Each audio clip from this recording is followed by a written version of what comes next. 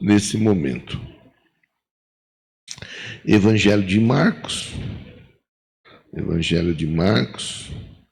capítulo 5. Marcos 5, 1.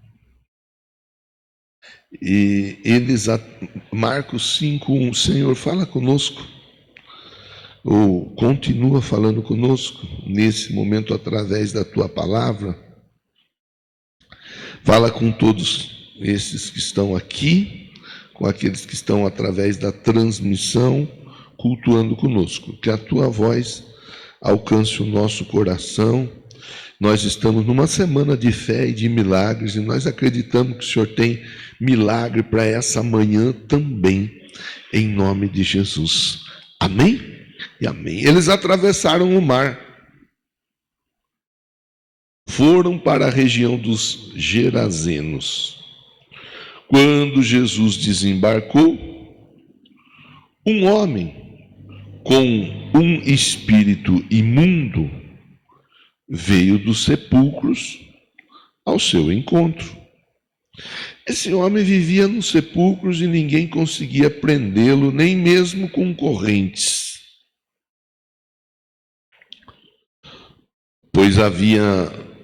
Pois muitas vezes lhe haviam sido acorrentados pés e mãos, mas ele arrebentara as correntes e quebrara os ferros de seus pés.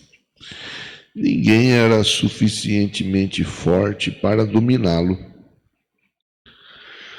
Noite e dia ele andava gritando, cortando-se com pedras entre os sepulcros e nas colinas.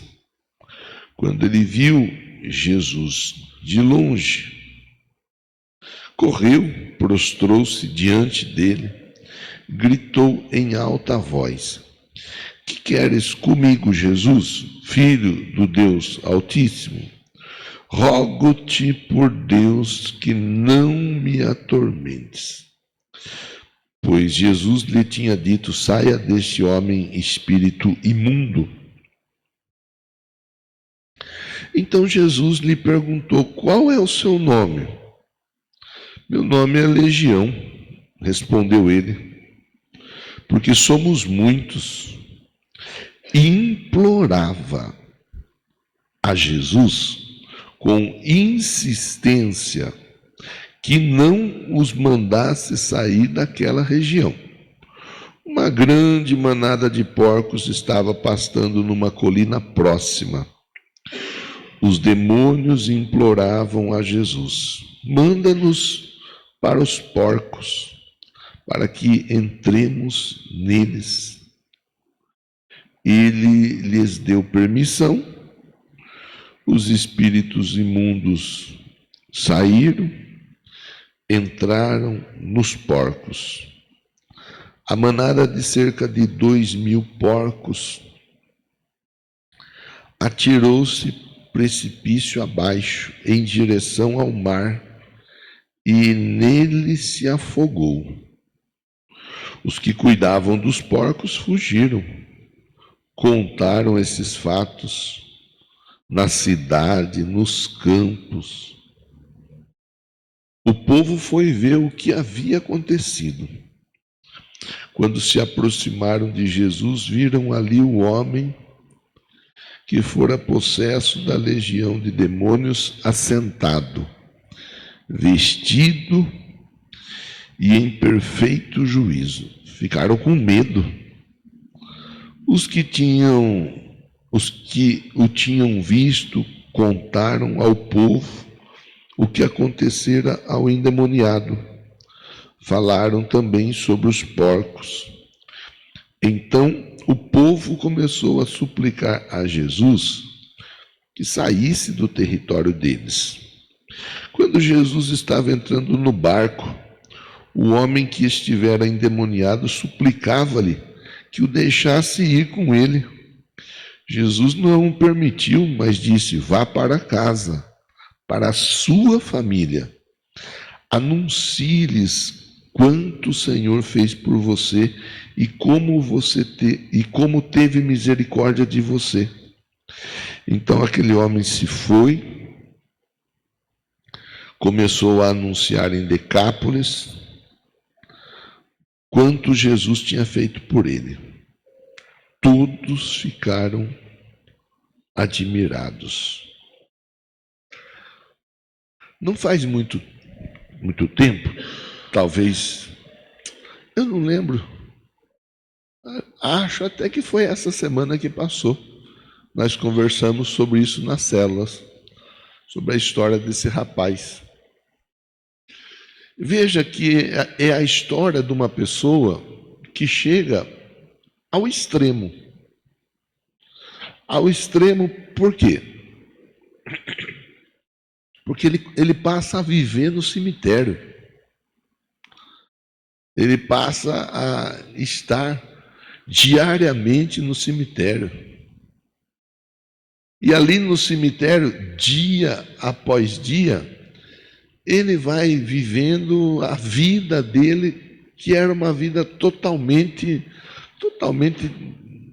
frágil, totalmente debilitada. Ali no cemitério ele passa a viver os momentos difíceis que somente ele, Deus e os demônios que acompanhavam ele sabiam exatamente o que ele estava passando, o que ele estava enfrentando. O texto chega a falar que ele até acorrentado foi várias vezes, mas mesmo tendo sido acorrentado, a corrente não dava conta de segurar ele. Ele quebrava a corrente. Ele arrebentava as correntes. Não tinha nada que pudesse amarrar. Nem roupa. A roupa dele, ele rasgava e vivia sem roupa. A história de uma pessoa que chegou no seu limite. A história de alguém que está vivendo os seus dias mais difíceis e terríveis. Por que isso acontece, pastor? Aí nós temos tanta coisa para ir pensando por que essas coisas acontecem. Ontem eu estava estudando a Bíblia com o Gabriel, o Miguel, o Samuel e o pai, o Adriano. E nós estávamos falando sobre os atributos de Deus, e nós conversamos um pouco, eu mostrei a eles um desenho que faz com que a pessoa possa pensar um pouco na pessoa sem Jesus, na pessoa com Jesus, mas sem Jesus está no controle da vida, e a pessoa que tem Jesus e Jesus está no controle da vida. A pessoa sem Jesus, Jesus está do lado de fora da vida, ela segue vivendo, fazendo o que ela acha que deve de fazer, e pronto, ela vai vivendo a vida dela.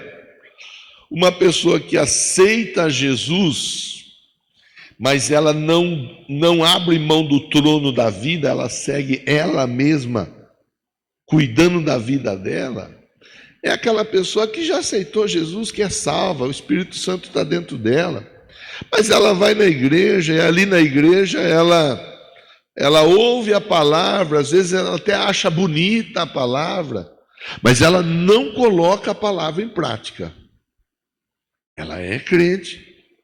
Se Jesus voltar, ou se ela for chamada, vai para o céu, porque entregou a vida para Jesus.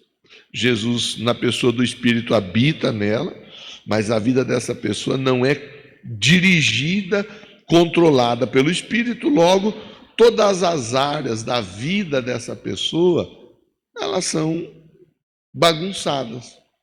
E tem aquela outra terceira pessoa que ela entregou a vida para Jesus, aceitou Jesus como Salvador e Senhor, deixou Jesus ocupar o melhor lugar da vida dela, que é o trono. Então Jesus dirige a vida da pessoa, Jesus ensina, Jesus orienta. Isso tudo é através da palavra, aquela pessoa que ouve a palavra e pratica a palavra. Então essa pessoa, ela passa a ter a vida dela totalmente organizada da melhor forma possível. Não quer dizer que a pessoa não tem luta, não quer dizer que a pessoa não tem problema, não quer dizer que a pessoa não tem que enfrentar situações adversas, mas ela enfrenta sabendo em quem ela tem colocado a confiança dela, e ela sabe que aquele momento difícil, aquele momento adverso, é temporário, é passageiro, ela vai vencer, diga amém e diga graças a Deus por isso.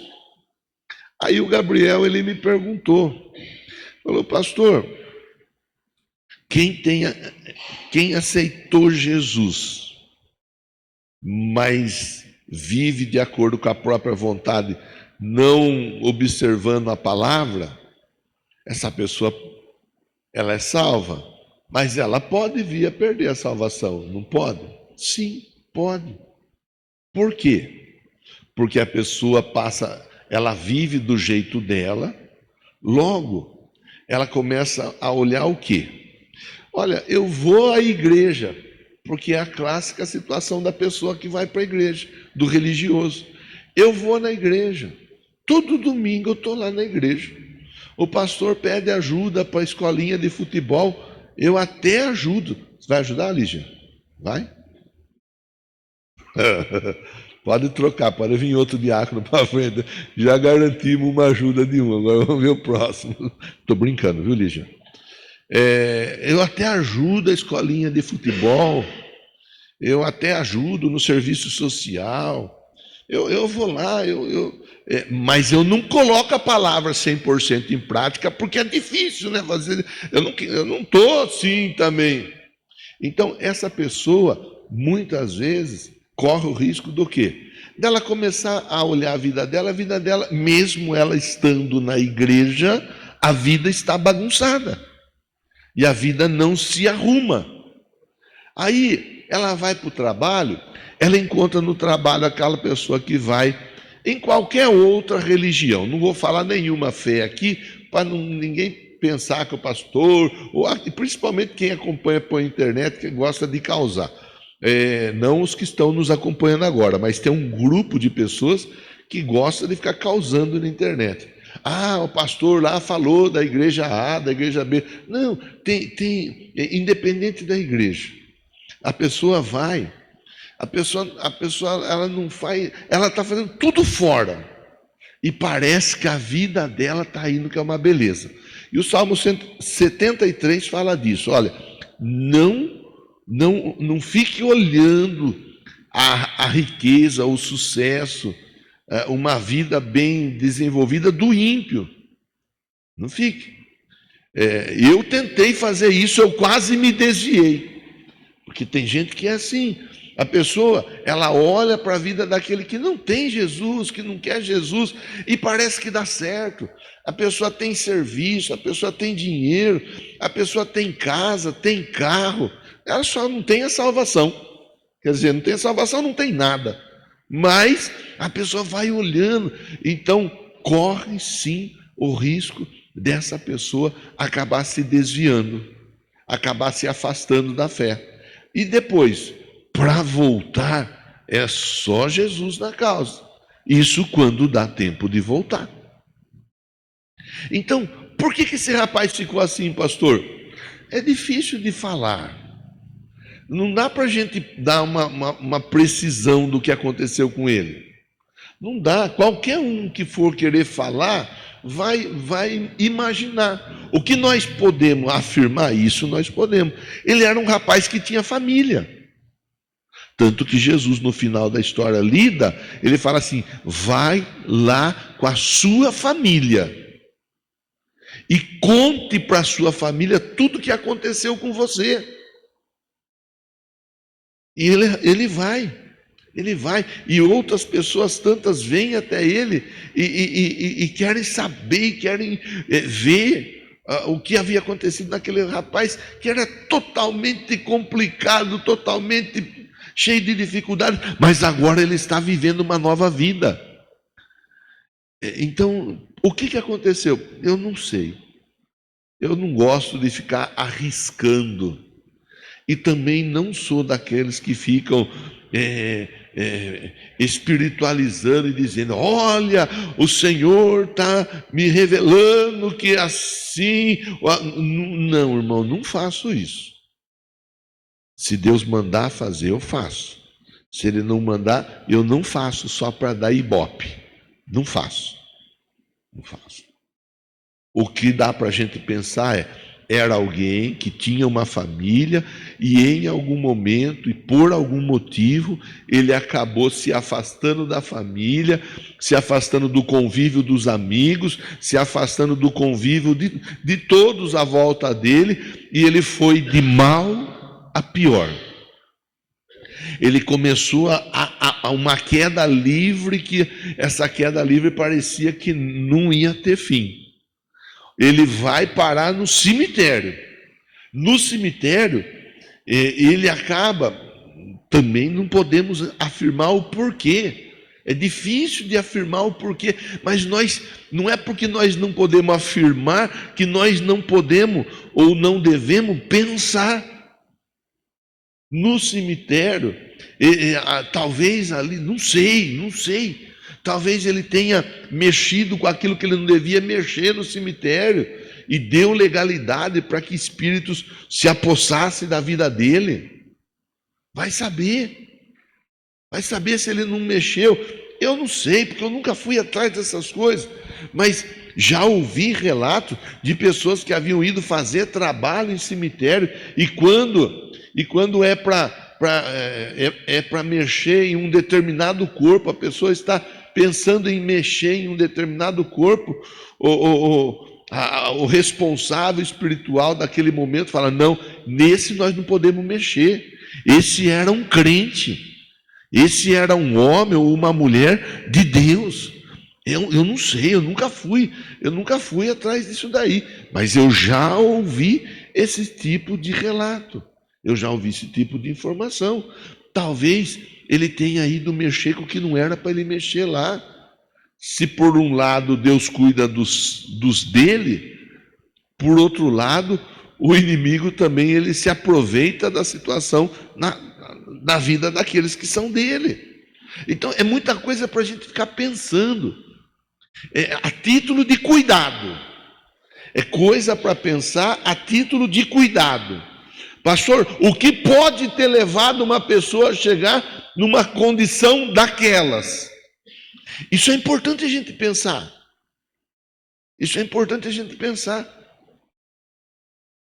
Tem gente que não vê problema em fumar. Não tem nada a ver, é só um trago. Meu Deus do céu, como que pode o crente fumar? O crente é templo do Espírito. Um abismo chama outro abismo. Tem gente que não vê problema na bebida. Não tem problema, desde que eu não faça mal para ninguém. Como que você não vai fazer mal para ninguém, que você já está fazendo mal para você mesmo? Tem gente que não vê problema na mentira. Não, eu conto as minhas mentiras, mas eu estou propondo pensar portas que muitas vezes vão sendo abertas, portas que muitas vezes vão trazendo dificuldade para casa. Tem gente que não vê problema em esticar o olho na mulher do outro, ou esticar o olho no marido da outra. Tem gente que não vê problema nisso. Mas, meu Deus do céu, não é possível. Tem gente que vai levando a vida de uma maneira toda desregrada e parece que nada vai acontecendo. E é verdade que muitas vezes nada acontece de imediato. A Bíblia diz que Deus, ele é tardio em irar-se. Por que ele é tardio em irar-se? Porque ele dá a oportunidade do arrependimento. Então, às vezes não acontecer nada para a pessoa não significa que Deus está aprovando. Não significa que Deus está concordando.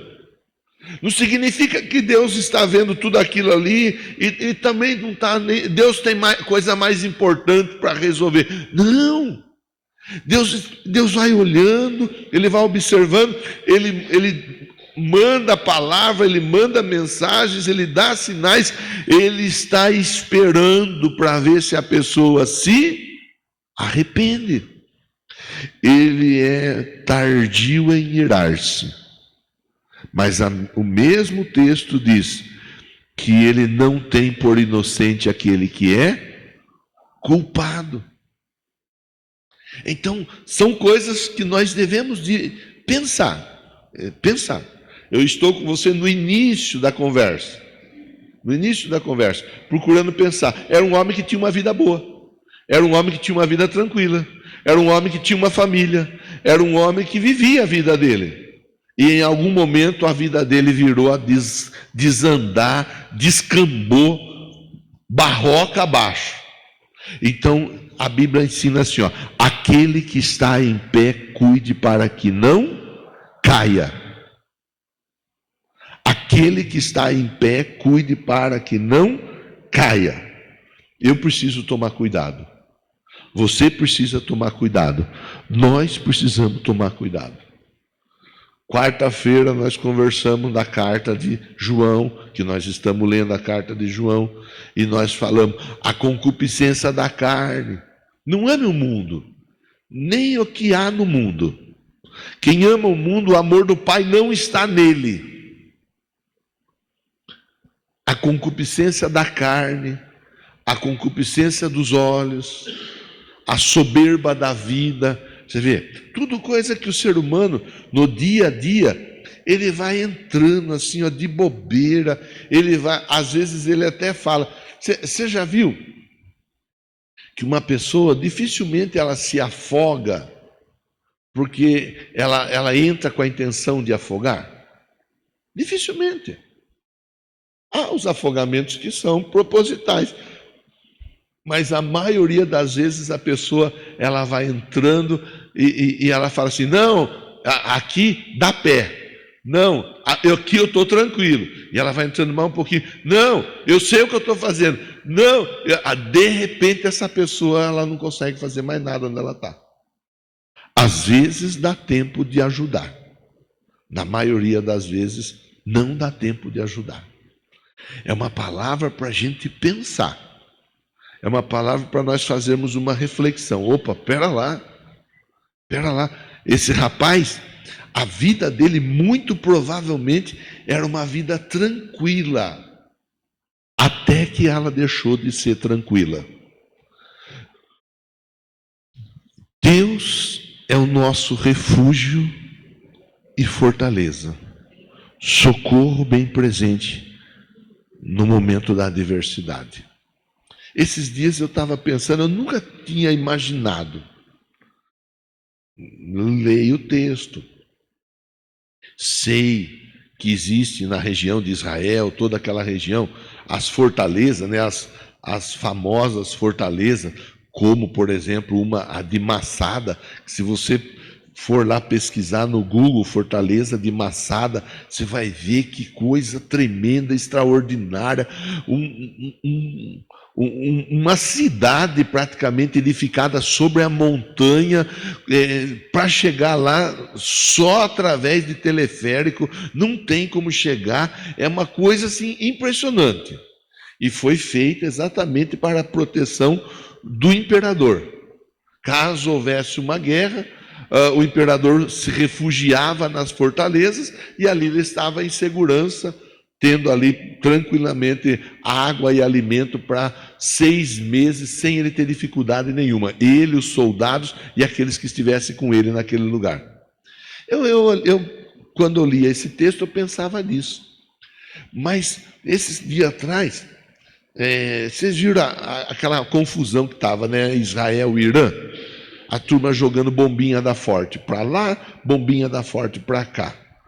E aí a gente foi ver e ouvir um pouco mais sobre os bunkers. O que são os bunkers, pastor? Bunkers são construções feitas embaixo da terra. mas construções muito bem feitas, com concreto, com aço, com tudo, com a intenção de proteção contra bombas. Eu fiquei ali pensando, falei, meu Deus, isso é coisa que é feita a 20 metros embaixo da terra. Coisa que é de segurança assim, ó, extrema. Eu fiquei pensando, eu pensei inclusive nesse texto.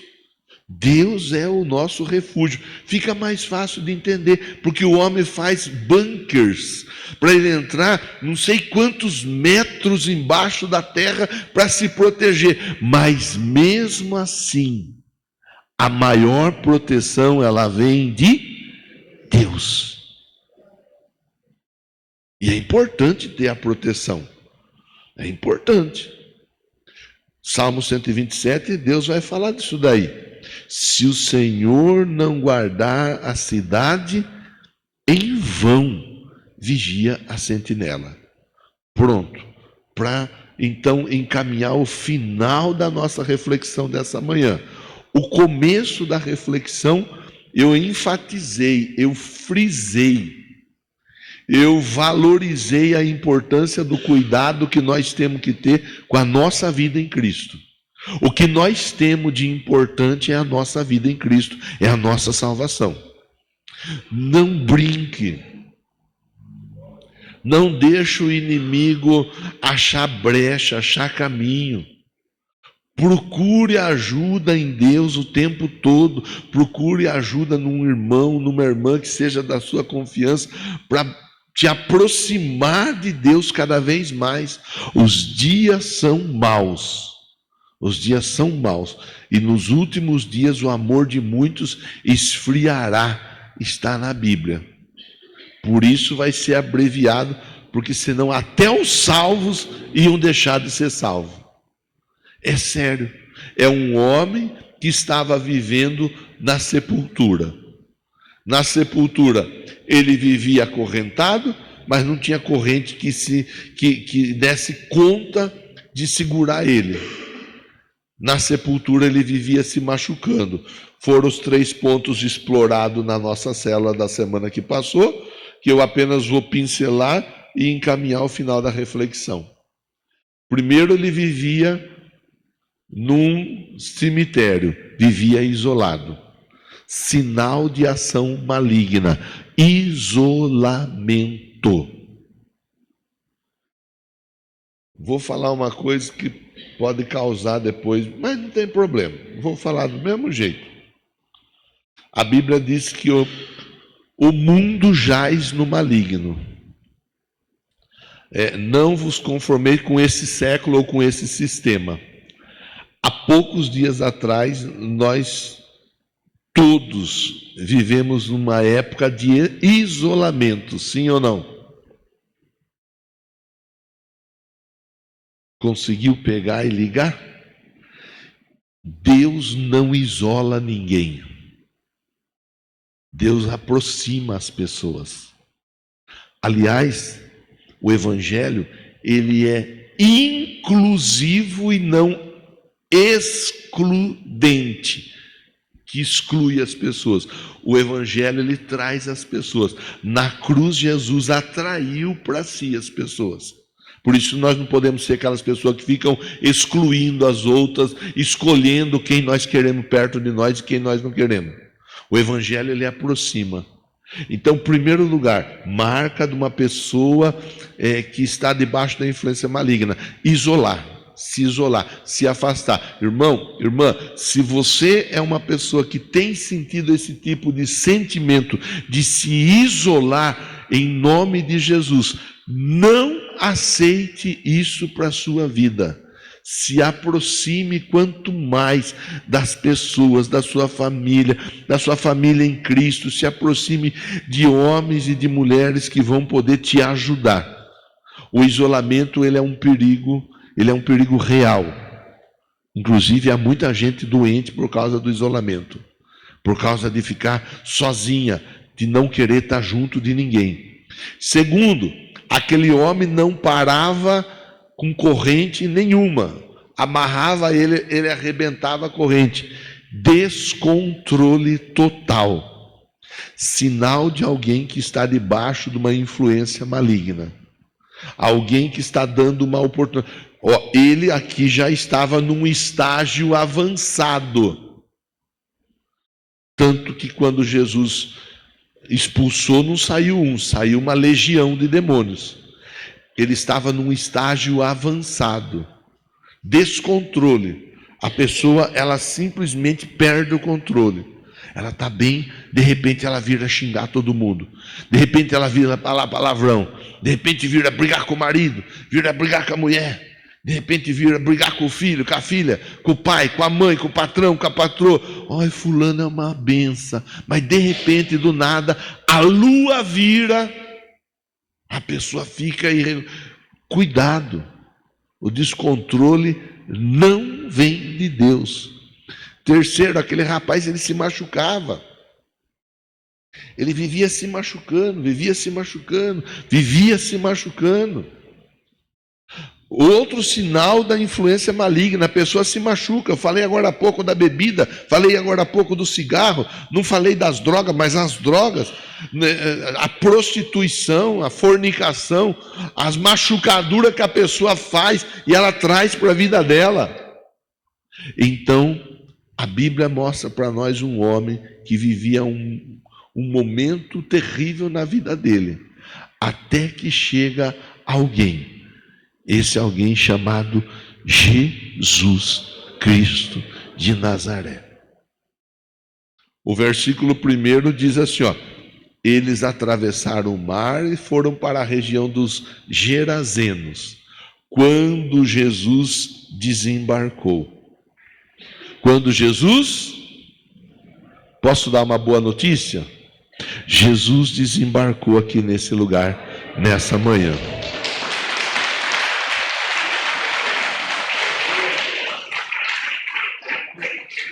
Jesus desembarcou aqui nessa manhã. A história daquele homem era uma história tenebrosa, cabulosa, era uma história assombrosa, uma história digna de um filme de terror. Até que ele conheceu Jesus. Até que Jesus chegou até ele. Até que quando Jesus chega próximo a ele, o que estava nele que era ruim é obrigado a sair, porque aonde a luz está, as trevas são dissipadas. A história daquele rapaz, daquele homem mudou. Quando? Quando Jesus chegou na vida dele. É interessante que quando as pessoas elas vêm, porque os que eram dono dos porcos, que eu nem vou entrar na história dos porcos aí, que os porcos foram lançados precipício abaixo, eles saíram, foram falar, contaram para todo mundo, aí veio um monte de gente para ver. Quando eles chegam próximo a Jesus e o rapaz estava onde? Você prestou atenção no versículo ou não? O rapaz estava perto de Jesus. Porque lugar de gente que é liberta por Jesus é perto de Jesus. Lugar de gente que é tocada por Jesus é perto de Jesus. Lugar de gente que é ajudada por Jesus é perto de Jesus. Aquele rapaz foi curado, aquele rapaz foi liberto, aquele rapaz foi transformado. Você vê que agora a história dele é uma nova história, a vida dele é uma nova vida. Ele sai dali. E a Bíblia fala que Jesus orienta ele a ir para onde mesmo? Para a casa dele. Se encontrar com quem? Porque Jesus ama a família e Jesus cuida da família. Vai para a sua família e cuide da sua família. Conte para a sua família que a sua história foi mudada por mim e eu posso mudar a história dos seus familiares também. Quando Jesus toca, irmão, quando Jesus toca, irmã, tudo muda, tudo muda. O negócio é que eu, você, nós precisamos aceitar o toque. Então, essa é uma manhã. Essa é uma oportunidade que Deus está nos dando para nós recebermos esse toque. Graças a Deus, eu tenho certeza, eu tenho convicção, ninguém aqui está na condição que aquele rapaz estava. Aquele rapaz estava extremamente possuído. Mas nós podemos ter pessoas aqui que estão vivendo debaixo da influência maligna de se afastar, de se isolar, de não querer estar junto. Lugar de crente é junto com o crente.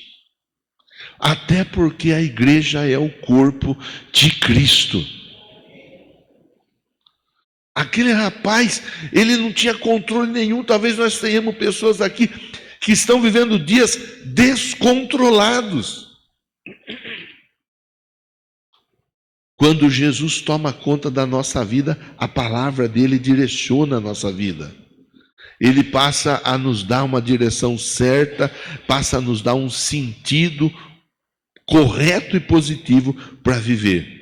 Aquele rapaz se machucava, mas quando ele encontra com Jesus, acabou. Agora ele está curado. É por isso que eu sempre falo, eu repito e vou repetir mais uma vez. E os músicos podem, por favor, vir para o altar me ajudar. Viver em Cristo é uma deliciosa aventura. Viver em Cristo é bom, é gostoso. Eu gosto. Por quê, pastor? Porque em Cristo eu estou seguro. Em Cristo eu estou salvo. Em Cristo eu estou alimentado. Em Cristo eu estou vivendo uma vida abundante. Agora eu quero incentivar você. Você trouxe o seu papel da oração? Se você trouxe, vamos ficar em pé. Ah, pastor, eu não trouxe. Bom, se você não trouxe, você vai simplesmente levar seu pensamento a Deus aí. E Deus vai te responder. Pega seu papel. Tem alguém que não recebeu esse papel? Nós estamos numa semana de fé e milagres. Pastor, eu não recebi um papel como esse. Tem como eu receber para eu escrever os pedidos meus no fundo do papel? Tem alguém que não recebeu? A moça ali, ajuda ela, ô Bela. Por favor. Esqueceu sua casa, José? Barbaridade, viu? Não esquece a cabeça porque está grudada, né? Isso, pegue outro, anota isso. Agora você leva o seu pensamento a Deus. E nós vamos buscar respostas em Deus. Vamos cantar primeiro aquela música em Lá. Quando Jesus estendeu a sua mão. E depois eu quero orar com você. Aí nós vamos fazer o quê? Um intervalo. E depois nós voltamos para concluir o mês com essa campanha. Dia 27, que é dia de batismo. Se alguém aqui não é batizado, dia 27 é dia de batismo. Dá tempo da pessoa se organizar para ser batizado. O maior milagre de todos, o milagre da salvação. Aí segue dia 28, segunda, 29, terça, 30, quarta, 31, quinta, 32, sexta. Não tem 32. Aí na sexta é dia 1º, aí nós retomamos a nossa atividade normal. Vamos junto cantar. Pega o material aí e vamos buscar a face de Deus. A minha alma estava longe do caminho do céu. Eu era pobre, desprezível, pecador, mas Jesus transformou minhas trevas em luz, quando estendeu a sua mão para mim. Quando Jesus estendeu a sua mão, canta, vai. Quando estendeu a sua mão para mim, eu era pobre, perdido, sem Deus, sem Jesus. Quando estendeu a sua mão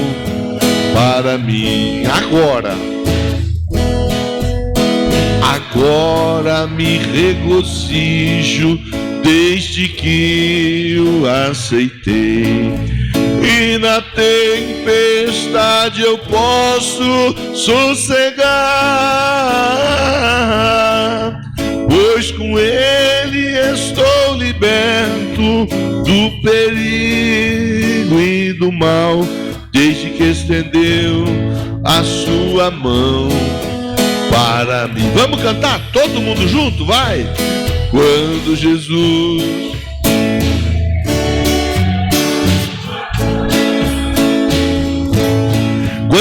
estendeu a sua mão para mim,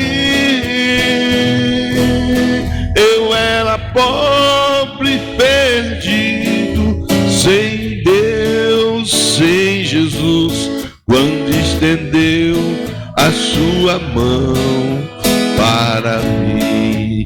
Eu quero orar com você agora, em nome de Jesus.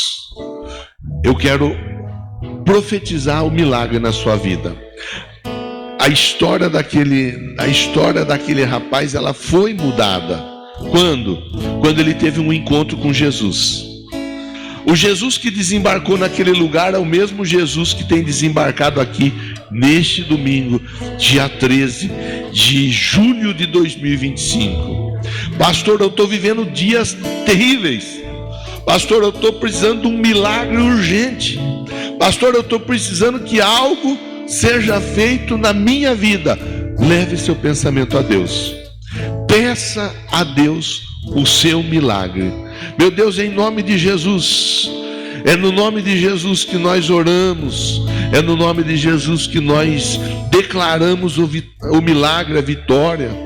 Eu sei que aqui dentro desse templo há tantas pessoas buscando um milagre, mas também conosco, através da internet, da transmissão, há outras tantas pessoas buscando um milagre, buscando um prodígio, buscando uma maravilha, como por exemplo a irmã Roseli.